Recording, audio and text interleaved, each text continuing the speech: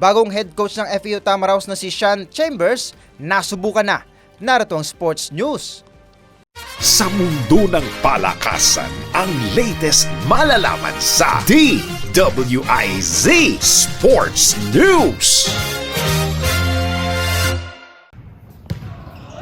Opisyal nang nagsimula ang coaching stint ng legendary PBA import na si Sean Chambers sa Pinoy Liga Collegiate Cup.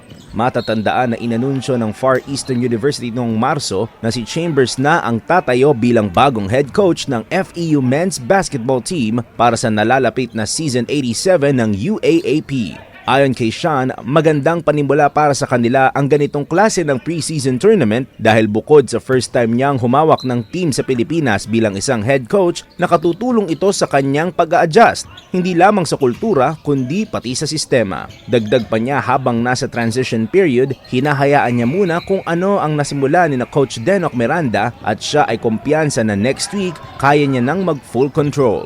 Sinabi rin ng legendary PBA import na bilang dating manlalaro, ibibigay niya ang kanyang full support sa team kasabay ng pagbibigay sa kanila ng positive mindset. Sa ngayon, mayroon ng 1 loss ang FEU Tamaraos sa Pinoy Liga Collegiate Cup matapos silang mabigo kontra sa Lyceum of the Philippines University Pirates. That portion was brought to you by Arena Plus. Sa Arena Plus, astig sa sports. Download Arena Plus app now in App Store or Google Play. You can watch it also on arenaplus.ph.